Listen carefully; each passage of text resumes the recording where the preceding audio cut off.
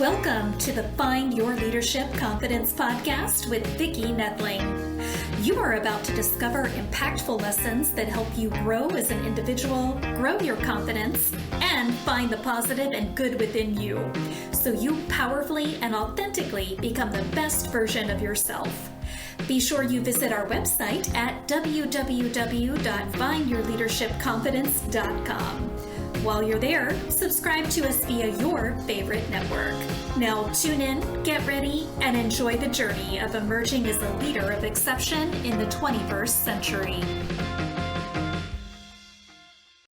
Welcome, everyone, to the Find Your Leadership Confidence podcast. I'm your host, Vicki Noethling, coming to you from Roswell, Georgia.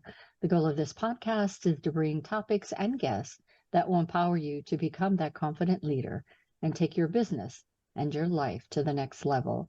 Today, I'm excited to have as my guest, Jon Kidwell. And let me tell you a little bit about Jon. He is the founder and the leader of Leadwell, a leadership development company on a mission to equip and empower leaders so they can succeed at their life's mission. They support leaders and their organizations through coaching, training, team building, and speaking. During his tenure as VP of Innovation and Operations for a global nonprofit in Houston, Texas, he worked with companies such as Apple, Nike, MD Anderson Cancer Center, Pfizer, the University of Houston, and the YMCA of the USA. Additionally, he serves as an ORG leadership MA adjunct. You'll have to tell me what all those things are. Professor, you're an adjunct professor for the Townsend Institute at Concordia University, Irvine. So what is ORG leadership? What is It's alphabet soup. It's alphabet soup. Organizational Leadership Masters. Is that what you that got is? it. Yep. Right. You nailed okay. it. Very good. So today we're going to talk about one of my favorite subjects, and that is servant leadership. The title of this is Redefining Your Servant Leadership. Please welcome my guest, Jon Kidwell. Hi, Jon. Hi, Vicki. Thank you so much for having me and for that introduction. I so appreciate it. It's wonderful to be here with you. You're very welcome. So this is a time where we ask the simplest question, easy to answer. Tell us, where do you call home? Where do you live? I live in Houston, Texas. So the bio gave it away. You didn't change from all that Nope, stuff haven't gone anywhere in 15 years and no plans to go anywhere. My kids who have all been born here are more Texan than I'll ever be. So I figure I'm stuck. You're going to stay where you are. Well, then once those kids start to have kids, you don't want to leave them anyway. So. Ooh, they're 6, 3, and 1. So I'm not even thinking about that yet. I'm thinking about ways away. Yeah. No, I'm thinking about how do we make it through ballet, and what about getting this next one into kindergarten? So I got so much time for that. Yeah, it flies by, let me tell you. Yeah. My kids are in their 30s, and one has given me 2 grandboys, so I can relate. So you wrote a book. I'd like to, I guess before we even get into that, what leads to that is just talk about the journey that you had. You know, we gave information about your bio, but really, what was this? You get out of college and you have one thing in mind. Talk about the journey that led you to where you are today after you. Yeah. I feel like I've been doing the same thing, leading and teaching in 3 or 4 different careers now. I came out of school and my plan was to be a teacher. And I was going to be a teacher because I wanted to be a principal, because my mom was a special educator for 30 years and she was a school administrator. My uncle's a principal. My grandpa was a principal. My great grandpa was a principal. Like, I've known I was going to teach, and I did that. And then I had one of those moments where a lot of us do, where it's like we just completely get stopped. I actually pulled over on the side of the highway, called my wife, and was like, I'm not supposed to do this after I finished my master's to go be a principal. And so that took me into working in the not-for-profit space, because I was intrigued with leadership, which is one of the things that drew me into being a principal. But I was also really intrigued with this idea of business and doing it as a service and being able to build awesome services and products and also do them for something more than just the bottom line. So I was naturally attracted to not-for-profit world and those type of organizations, and found some success there. A lot of it kind of outlined in the book of both struggle and success. I'll come back to that in just a little bit. But then from there, when I left as VP of Innovation and Operations, it was another one of those where if I was going to stay in the same career, it involved a move. It involved finding a different organization. And I had so much of my identity wrapped up in that job, that role, and that type of work that only leaving that organization did I realize that it was really unhealthy.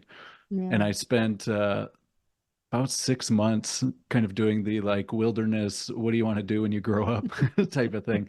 And I just kept coming back to, I want to work with leaders. I want to help leaders. Leaders have the opportunity to influence individuals' lives and communities more than anybody else. And we want to help them do that well. And so that is what led me into leadership development. And everyone's like, oh, how could you give up teaching? And what I look back and realize is, as a teacher, as a not-for-profit executive, and now like I've always been leading and teaching. I'm just doing the same things in different ways, in different organizations. And so that's kind of my journey from PE teacher to vice president of innovation to now building and leading a leadership development company. Yeah. And it's really so true. You know, I wanted to be a teacher when I was younger, and I didn't think college was in my future. But throughout my career, I always end up teaching.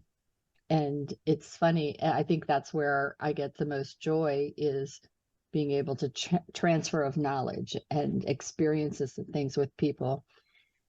I think what you're doing now is so very important, especially I think there's a big gap in the world in people being trained to be leaders and having mentors and coaches that can guide them, because when you talk about the companies and bottom line, a lot of times training is the first thing that goes from those companies.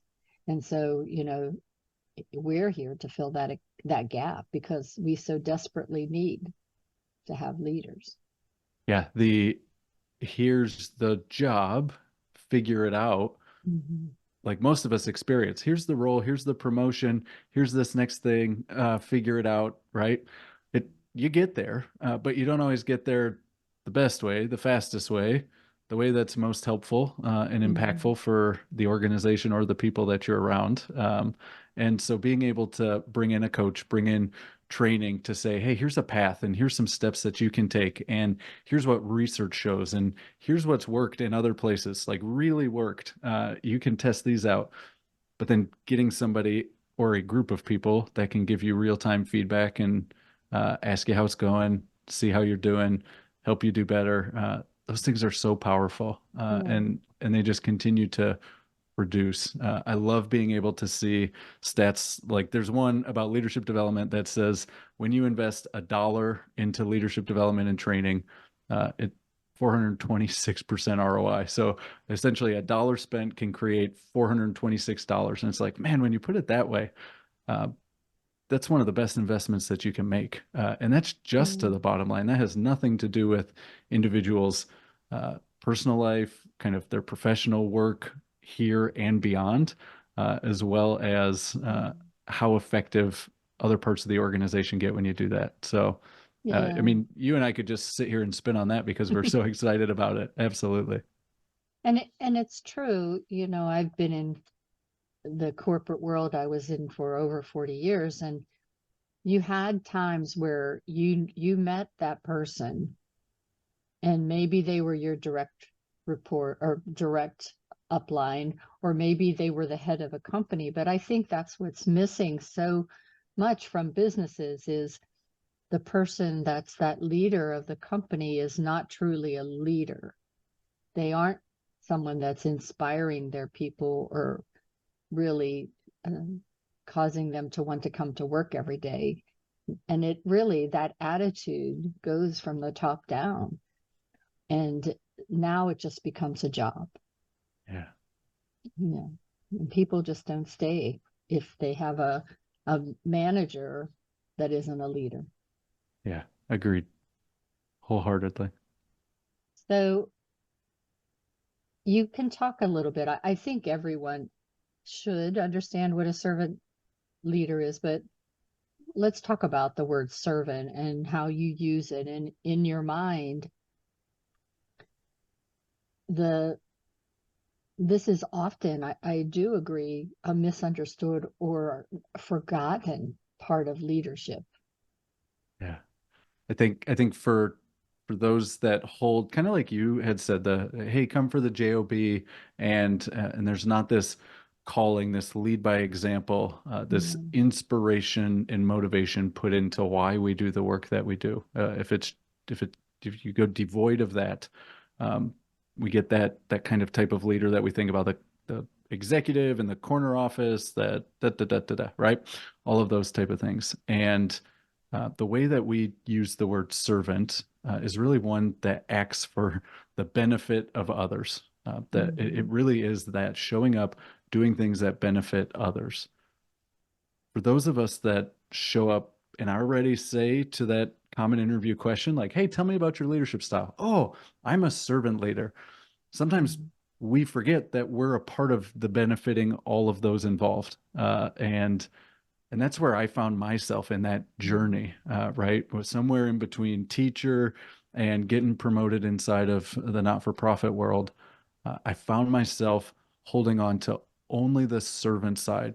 But honestly, it wasn't even servant. It was like misguided servant, where you start to put yourself and your value kind of below other people, where the only way you think that you're actually serving is by always saying yes, by being really, really nice, maybe even overly nice or people pleasing, and by not talking about, not engaging with, not even getting close to the performance, results, accountability side of doing work that matters. And for me, it was an unbuckling in going to not servant, but almost like subservient, right?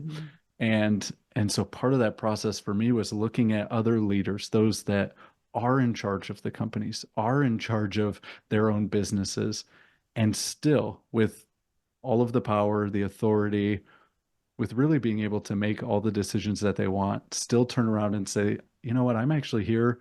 Our business has a bigger purpose than just me. I want to treat my people well. Performance is important because our work matters. And we're going to figure out how to make a lot of profit so that we can meet the needs of others in the organization and out of the organization, locally and globally. And I watch these people bring together things that the rest of us are like, you can't have treating people well and high accountability in the same conversation. It's like, you can. They're doing it. And so for me, that was the process of figuring out, how am I compassionate and how do I engage in conflict? How can I be empathetic and focus on excellent work? How can we take care of people and meet the performance needs that we have? And really bringing those in with a heart for serving others and a focus on delivering excellent business products, service results, so that we can produce even more good things to give away to people and to help people in our community. Yeah. And it's so true. The one of the things that our company that I retired from used to do, but it was only for a select few, and it almost was, in some ways, when I reflected on the people they sent, we sent people to Hell's Kitchen and whatever for 2 or 3 weeks to help in some ways the nonprofits there. And it really was to bring to light the realization that, to lead people, it's not about the bottom line or anything. You really have to get to know these people. And so they were immersed in that training. And I always have been, the volunteering that I did and do over these years taught me more about leadership than any class that I ever went to. Yeah. And for me, I would tease my managers. I said, you should just always, in your every interview question, ask about their volunteering, because these people give time and effort and talent for free. Just think if we could pay them how much Yep. more they do. Yeah. And If you ever want to practice your skills, like you're saying, Vicki, volunteering is the way to go, because you're moving a whole bunch of people who aren't obligated to be there, who really don't get anything out of it except for the joy and the altruistic kind of feel. Mhm. And if you can organize those folks and get them to do some amazing work, like that takes some real leadership skills. That's for sure. Yeah, and it really causes you have to be authentic Yeah. and sincere in what you're doing, because it's easily uncovered in that endeavor. So we're talking about redefining servant leadership. So what went into that philosophy that you have? You know, the definition has changed over time, as you said, but how do you see it developing now, especially after the pandemic? Hmm. Um, so I think if we think about kind of corporate organizations, just how where we are with that today, Mm, that um, people won't tolerate places that aren't authentic, like you said, mhm, places that say one thing and do another, so they appear hypocritical and may very well be hypocritical, mm, that don't have a connection to something greater than the business. We see it in kind of the social capital movement in organizations like Tom Shoes. You buy a shoe, we give a shoe. There are a lot more organizations like that that have mhm. generosity, Right. philanthropy just built right into it. Even a mission and a purpose for why they do the work. These origin stories of, I saw this problem, this is why we solve it, and what we get is, the reward, the profit of doing excellent work, and then we're going to Mm, be generous with that too. I think people, especially younger folks, are much more attracted to that, that they like and are drawn to the holistic, hey, we want this to be a win for everybody involved. And so I think the more that organizations and any of us as leaders can look at it as more of a holistic, mhm, how do we build in businesses and products and systems that benefit everybody? Uh, mm. that's where this will go. And I truly believe that it takes a heart of a servant, someone that comes and says, I'm here, I have these gifts and talents, but for you and me, right, it might be leading and teaching, and I'm going to apply them in a way where it's good for you, it's good for the organization, it's good for the community we serve. And frankly, I feel great using my gifts and talents doing it this way too, right? And Yeah, looking at ways that we can keep piecing this together to help everybody that we come in contact with. yeah. And just like anything, you're not going to see an overnight change, but it's having the faith. And I think that's the other part of the servant leadership, is having the faith that what you're doing will end in the right results. Yeah. Um, Yeah, I actually finished the book with that same very idea. I asked the question. I say, "Is faith something that's important to you?" yeah. Because as leaders, we have faith on a lot of things, whether we recognize it or not. We'll go back and get that master's degree or an MBA, so we Mhm, have faith that we're going to get a promotion or that's going to help us do even better at our job. We have faith that when we hand something off to a team member, that they're going to go about it with the same level of integrity, the same mhm. desire and quality for excellence that we would approach it with. We are individuals, and leading requires a tremendous amount of faith. Yeah. And like you said, so does the growth and development process, because you could be walking down a path for 20 years and forget to look back and see all the little changes that have added Mhm. their way up over those 20 years. And, faith and trust go hand in hand in that. And so it is like, I trust that they're going to do the job. I trust that that you're going to be accountable. And just as the person that you're working with trust that you're going to give them the right directions, expectations, but to not micromanage, you have to just trust and have faith that they're going to do what you told them to do. But it does require that communication piece. That's why, I teach leadership and communication, because it does take that communication. Did they fail because of my failure to communicate clearly and concisely what I expected of them. How can I hold you accountable if I haven't been clear in that? And so I think, it is hand in hand in being any kind of leader, but to be a good communicator about it. Yeah. You talk in your book about leading with tension. Mm-hmm. What is the tension of leadership? So I don't know about you, but I always feel this sense of guilt Hmm. or the need to be doing kind of two different things. So perhaps it's something where uh, someone's going through a challenging time and they just need you to sit down and connect. And we want to do that, right? And that one, because we care about the person. First, because we care about the person. But also, for those of us in that work setting, and maybe it's just me, but there's always this thing that's going on in the back of your head that's like, well, we also have the work that we need to do.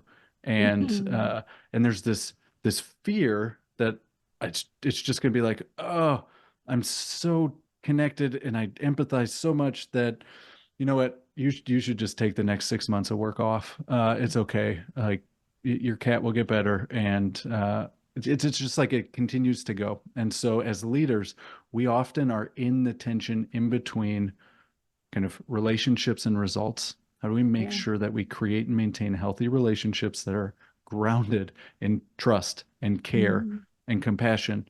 And also saying, we are here. We've decided to be here together to go hit this amazing goal and do meaningful work. We also need to focus on some results. And so that means that we get to have both the friend conversations and the how we doing on this piece of the work conversations. That we as leaders get to hold being empathetic with calling people to excellence, that we get to focus on caring deeply about the people while making sure we're driving performance. We get to approach these things with humility, but making sure that we have confidence so people can follow us. All of these things, it's like we're just in between these pillars that sometimes are just so heavy. And the temptation is to let go of one of them. But as soon as you let go of one of the heavy, heavy pillars, you're getting pulled over all the way to the other side. Yeah. And so as leaders, standing there when we invite people in to actually help support us by building our own personal leadership team, when we also communicate, like you were saying, Vicki, when we communicate honestly with transparency, when we share what we need and what we need from the other people, all of a sudden, everybody starts to just support these pillars, and I get to help support you and you get to help support me. And we create something new. We grow stronger and we create something completely new in our teams and our organizations because of this commitment to relationships, to serving one another, and to working together to make sure that you win, that I win, that the organization wins. And it's just like having everybody wins the game kind of thing. You're not serving that person that's working with you, even side by side, peers, if you're not being honest and true about how things are going. If you want to just give that person, your manager, your supervisor, or your teammate, what you think they want to hear, but really the sky is falling, the world is not roses, and you need help. You need to have that lifeboat. You've got to serve them by being honest with them about the situation. And sometimes it is bad news, but you've got to be able to give that. Yeah. The kind truth, right? It may sting, it may hurt, but my goal is not to harm. And can I deliver the kind truth with compassion and care, and do it in a way that kind of builds up instead of tears down, even if it's painful. So yeah, absolutely. So you talk about that this book is personal development, which I'm big on, and leadership development, which I'm also big on. Yeah. At its core. But how do we reinforce that we learn so that we can actually put it into practice and make positive changes, because people don't like to change. Yeah. And then you put a whole bunch of people that are always looking at you if you're their manager or their leader, and then you try something different and they're like, that's not you. And it's like, I know, I'm trying to, like, give me a little bit of space. It's going to be awkward, like, for a little bit, but a little bit of grace. 100%. So in the book, we talk about a very simple kind of 3-step process of how do we reinforce this? Because through the book, we look at what defines us. We look at redefining servant leadership. We talk about some of the foundational personal attributes that I need, that any of us need to be successful, effective leaders. We focus on mindset. And then we get to the point of like, okay, that's cool, but I got to actually go back into real life and live this out. So we talk about identity, we talk about people, and we talk about practices. So I find that a lot of folks who connect with servant leadership, they answer the common interview question, hey, tell us about your leadership style as I'm a servant leader. And somewhere in the back of our head, we've always bucketed, that means that I'm nice. It means that I'm always available. It means that I'm going to take out the trash. It means that I'm going to sweep up the floor, like all of those things. And it's a powerful identity statement. So let's rewire it and use that identity to say, I'm a servant leader, and that means that I'm mission driven and that I tell the kind truth with compassion and care, that I use my servant heart and my business mind to produce great results in people's lives and in this organization. And so first, we take some of those negative identity statements that may be associated with servant leader, like it means I'm no good at conflict or I'm a people pleaser, and we rewire them to the positive so that they start to reinforce our mindset. Secondly, we start taking baby steps, just little itty bitty steps. What can I do today? And then we go back to earlier in the book, we talk about building a personal leadership team. These are 5 folks that are completely for you, that when you get isolated and alone and you feel like you can't hold that tension, you have your coach, you have your mentor, you have a cheerleader, you have a friend that's not at the same place that you work, and you got a partner at the work. And those 5 people can help keep you accountable to the goals that you set, make sure that you're practicing, encouraging you when you slip back into some of those negative identity statements, but those 5 people then help walk you out. So identity, flip it to the positive, daily practice, and use your people, the leadership team that you build.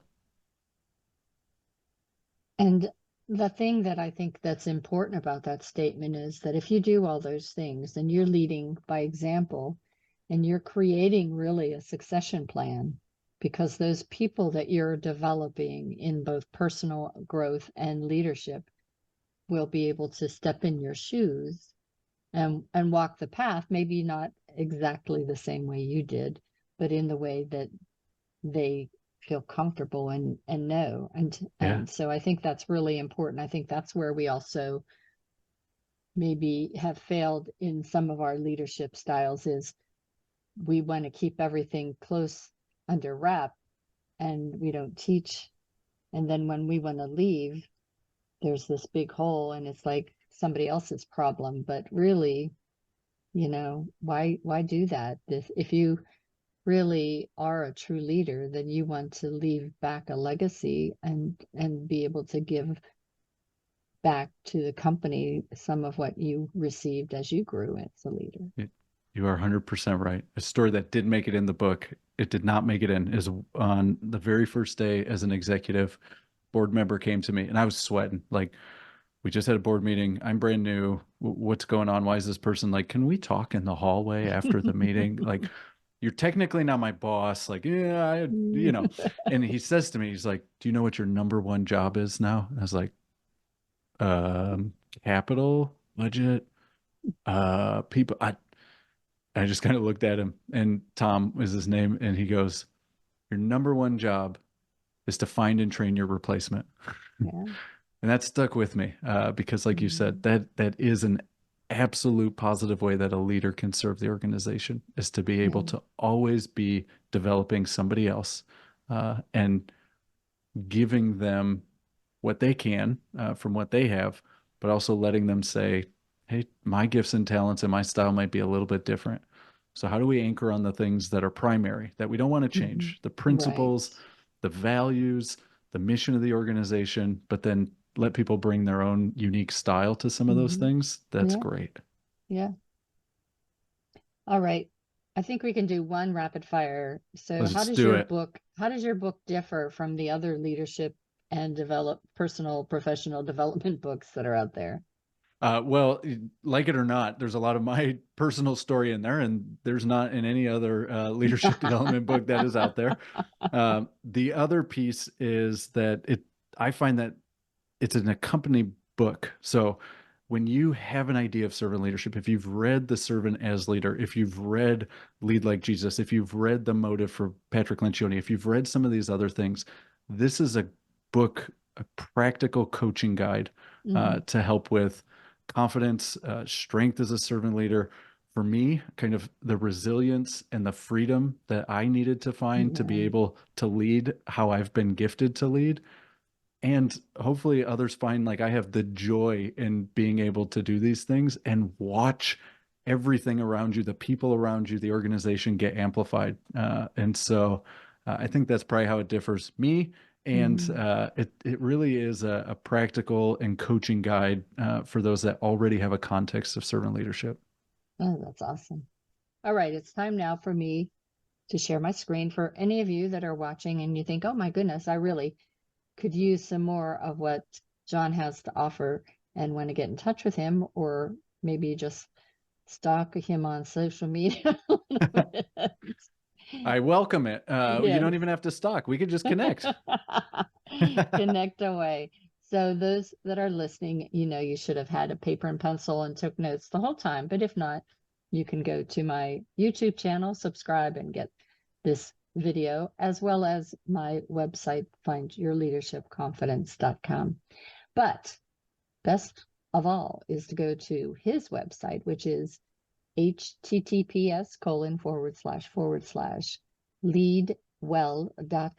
That's leadwell.com. On Facebook, he's the Leadwell page, and the same for LinkedIn, the Leadwell page. Instagram, his name, Jon.Kidwell. That's Jon.Kidwell. And on YouTube, you can go at the Leadwell page.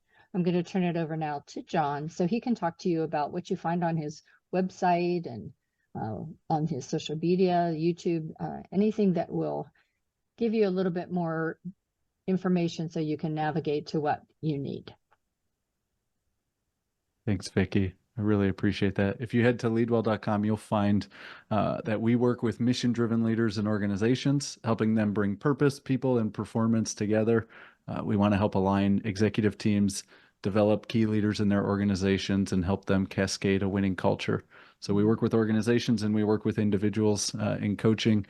And if you are at all interested in what Vicki and I were talking about today, this idea of servant leadership, and you are looking for something to get you unstuck, frustrated, and move past some of the cultural narratives and stigmas that you feel are negatively impacting your servant leadership, head on over to redefineyourservantleadership.com. You can pick up the book. I'd love to hear from you. I wish you all the best. It's been so much fun being here with you and with Vicki today. Awesome. Okay, so that gave you plenty of time to get that screenshot if you're watching. And again, if you're not, you can get this information on the YouTube channel in the show notes. But best of all, just go to leadwell.com. All right. Well, Jon, it has been great. And as you said, we could talk for days on Hours. this topic. Oh, yeah. Yeah, Days. it is just something that I think is so needed. And, what's kept me from being fully retired is to be able to try to pass on and this information to others and to connect people with people like you that could help them grow and become the leader that they were meant to be. So thank you so much for being a guest. Oh, thank you, Vicki. And thank you for doing that, for helping others connect and to grow into the leader that they're meant to be. That's amazing. Awesome. So as always, I remind everyone that life is a journey and it's up to you to enjoy the ride. This is Vicki Noethling signing off. Thank you for tuning into the Find Your Leadership Confidence podcast with Vicki Noethling, where we share impactful lessons that help you grow as an individual, grow your confidence, and find the positive and good within you so you powerfully and authentically become the best version of yourself. Remember to visit our website at www.findyourleadershipconfidence.com and enjoy even more great episodes like this one. Again, while you're here, subscribe to us via your favorite network. We look forward to seeing you next time on the Find Your Leadership Confidence podcast.